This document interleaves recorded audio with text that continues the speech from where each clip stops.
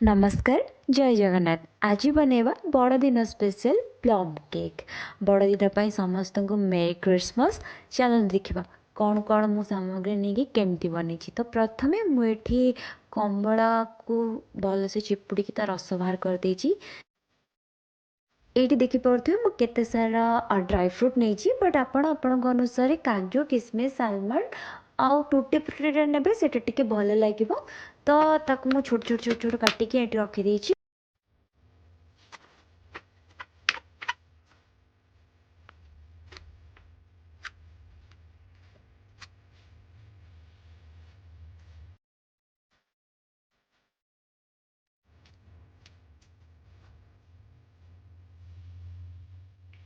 ଏବେ ସେ ସବୁ ଆମର ଯାହା ବି ड्राई फ्रूट नहीं ताकू मुझे कमला रस मिनिमम अध घंटा भिजेकी रखी।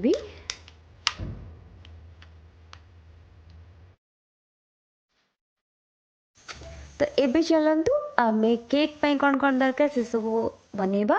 तो प्रथम मुझे चीनी नहीं क्यारामेलाइज कर सारापर पा पकईकि आ 5 मिनट तक गैस बसैली तापर गोटे साइड रखीदे ठंडा हाँपाई। एबे केक पाई मु गोटे बाउल में 2टा अंडा नहीं आउे मु ब्राउन सुगर यूज करें नॉर्मल सुगर भी यूज करेंगे। तापर मु मेल्टेड बटर नहीं भल से मिक्स कर देछि।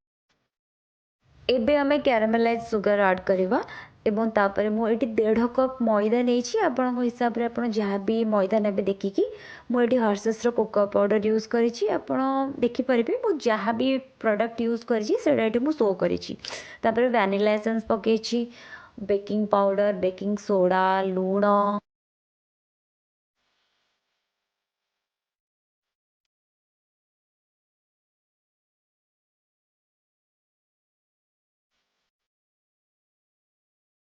दालचीनी गुंड भी अल्प ऐड करेंगे भल से घाटिकी मुझे मिल्क मेड ऐड कर मिल्क मेड ऐड न करेंगे तो आप मिल्क पाउडर भी यूज करेंगे। एबे हमर जो ड्राई फ्रूट आम रखी यूज करवा से जो माने कमला रसटा अच्छी ताकू मु काढ़ी देसी सेटा ऐड करेंगे ना जमा भी। तो ड्राई फ्रूट जगह ऐड करेंगे ताकू भल से गोले कि पुणी आमर केक पाई रेडी।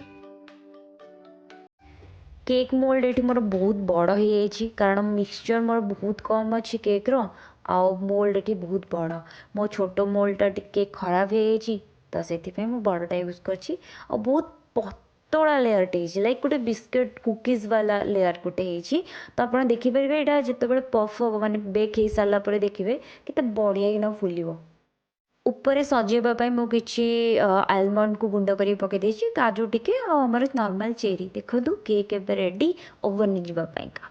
तो ओवन को मु जमा भी प्रीहिट करेनि नॉर्मल ताको रखिली आउ 180 डिग्री सेल्सियस रे 40 मिनट जाए बेक कली।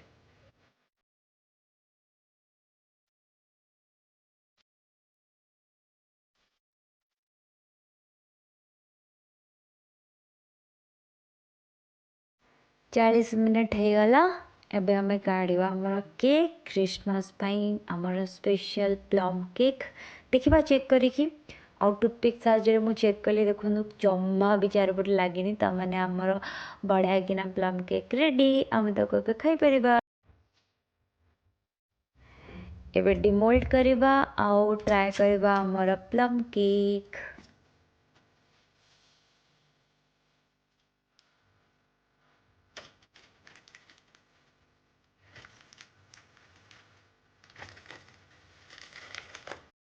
गोटे पीस काटिक मु चेक करुँची भल से फुली ना नहीं स्पंजी होती ना नहीं आप जानते स्टार्टिंग में मुझे छोट लेयर करी ता बाद भी केते बढ़िया स्पंजी होती।